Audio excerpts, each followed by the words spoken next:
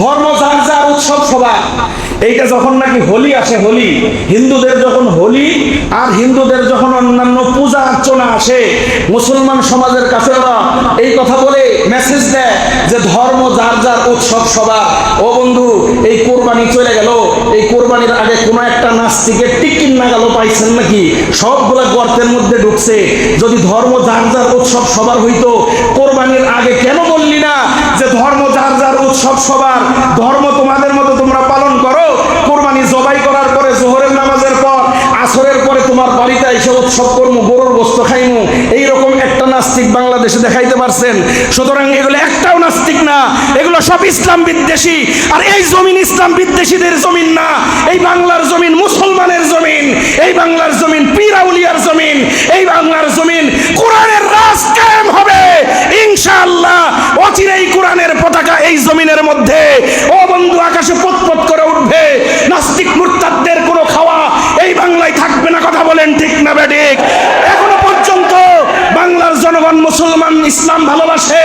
নামাজ 5 ওয়াক্ত যদি নাও পড়ে, ও বন্ধু মাথায় যদি টুপি নাও দেয়, দাড়ি যদি নাও থাকে, ইসলামের বিরুদ্ধে কিছু বললে নাস্তিকদেরকে ও বন্ধু তারা ছাড় দিতে রাজি নয়। কোরআনের বিরুদ্ধে বললে, আলেমদের বিরুদ্ধে বললে এখনো পর্যন্ত তৌহিদি জনতা নাস্তিকদের বিরুদ্ধে গর্জে উঠবে। কথা বলেন ঠিক না বেঠিক? ধর্ম যার যার উৎসব সবার, এই বক্তব্য যখন হিন্দুদের পূজা হয়, হিন্দুদের যখন নাকি কোনো অনুষ্ঠান হয়, হিন্দুদের যখন কোনো আর্চনা হয়, তখন তাদের এই বলি শোনা যায়।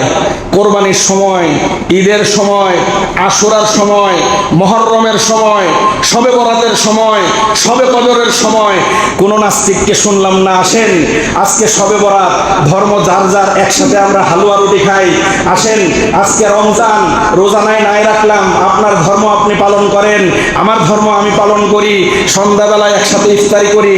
এই কথা কোনো নাস্তিক বলে না, কোরবানির সময় বলে না। ধর্ম যার যার উৎসব সবার, আসেন আপনারা আপনাদের উৎসব পালন করেন, আমরা উৎসব পালন করি, ধর্ম পালন করি। পরিশেষে উৎসব করার জন্য সন্ধ্যাবেলা আপনার বাড়িতে গরুর গোস্তের একটা পার্টি দেই, আসি, আমি আসতেছি, এরকম কথা তো কেউ বলে না। আসলে এগুলো যদি নাস্তিক হইতো তাহলে তো হিন্দুদের বিরুদ্ধেও বলতো, খ্রিস্টানদের বিরুদ্ধেও বলতো। শুধু ইসলামের বিরুদ্ধে কেন বলে, হিন্দুদের বিরুদ্ধে বলে না? নাস্তিকের অর্থ হলো কোনো ধর্ম মানি না, তাহলে তার কাছে হিন্দু ধর্মও বাতিল, মুসলমান ধর্মও বাতিল, খ্রিস্টান ধর্মও বাতিল, ইহুদি ধর্মও বাতিল। কিন্তু সেই ইহুদিদের বিরুদ্ধে বলে না, ও বন্ধু খ্রিস্টানের বিরুদ্ধে বলে না, হিন্দুদের বিরুদ্ধেও বলে না, শুধু বলে মুসলমানদের বিরুদ্ধে। বোঝা গেল এটা নাস্তিক না, এটা হলো জার্মানি যাওয়ার ধান্দা। কথা বলেন ঠিক না বেঠিক? নাস্তিক না।